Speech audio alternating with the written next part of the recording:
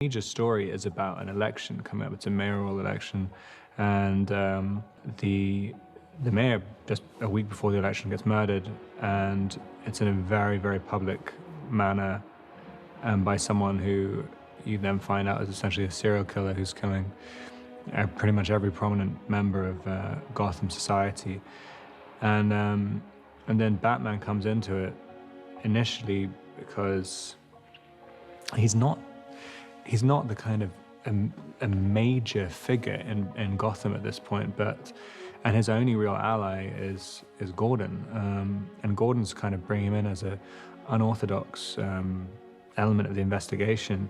This is by far the most major adversary he's come across, and also the Riddler is addressing everything directly to Batman, so that's really why he's becoming involved in the investigation, the major reason. I'd never been interested in a superhero movie. I'd never been in the kind of, it'd never been in my periphery at all.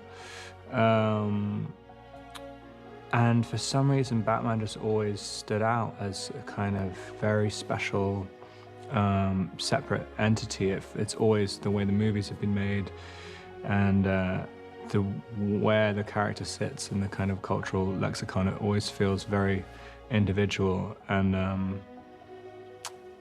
it kind of holds a lot of totemic importance.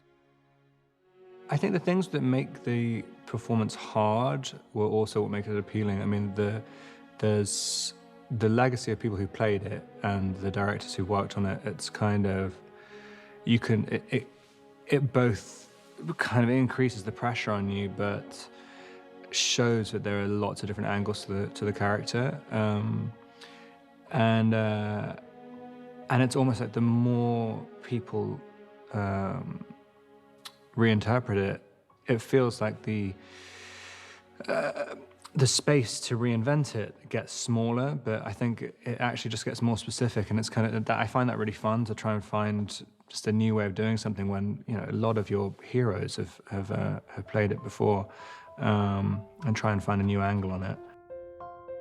He doesn't necessarily know that he's going to save the day, and I think that's a kind of important differentiation of this Batman. I think he doesn't know if being Batman is going to work or do anything. He's just compelled to do it more than thinking like, oh, I've made a plan, I'm going to be Batman, and this is what's going to happen afterwards. He doesn't know, but he knows that there is no other option.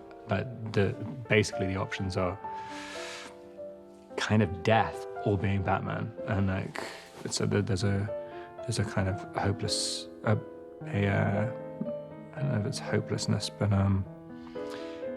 there's a desperation to it, which is a little bit different.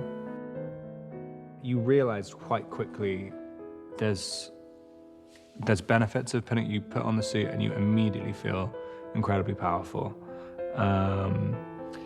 And 10 times the size, there's something which there's obvious benefits to it.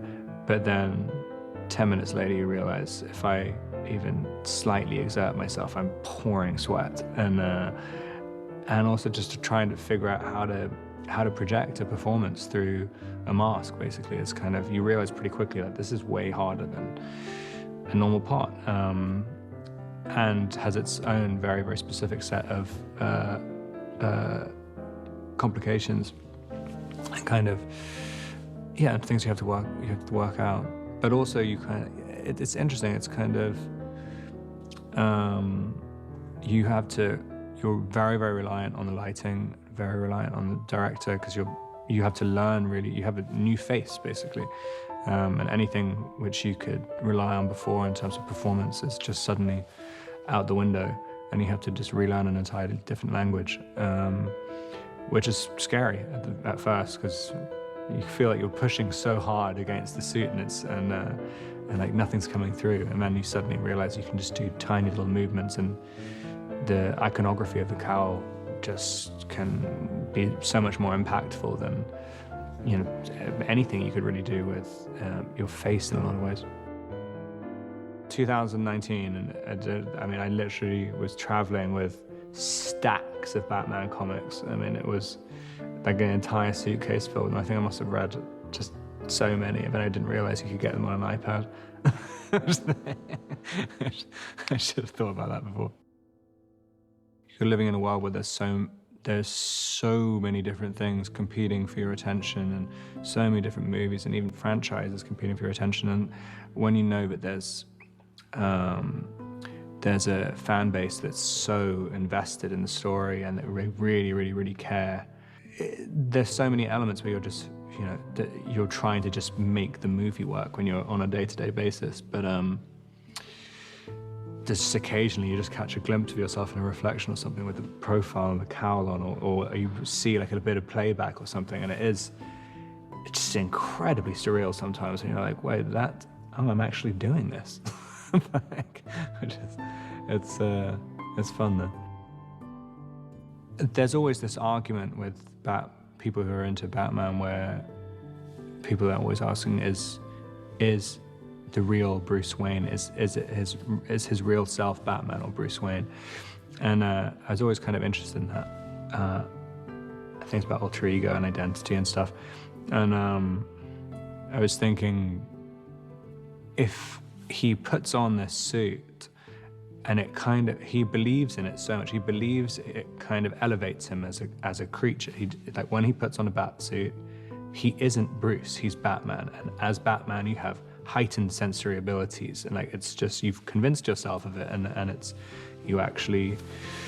is transformative to Bruce. And so I was trying to kind of do that, and when you walk into a crime scene or something, there's an element of being sort of like a savant or a witch doctor or something, and you just have heightened senses, but specifically because you put the suit on. And so I thought that I was trying to put that into the movement, where it's more, you're like a wraith or something like that, rather than, just a kind of brutal, ruthless fighter. I was trying to think of how to describe his style the other day, and it's sort of like watching a conductor of like a really huge orchestra, and where he can, like you can see, and he'll kind of get hyper focused on tiny little actions, but he seems to be able to keep the entire story in a macro view in his mind the entire time.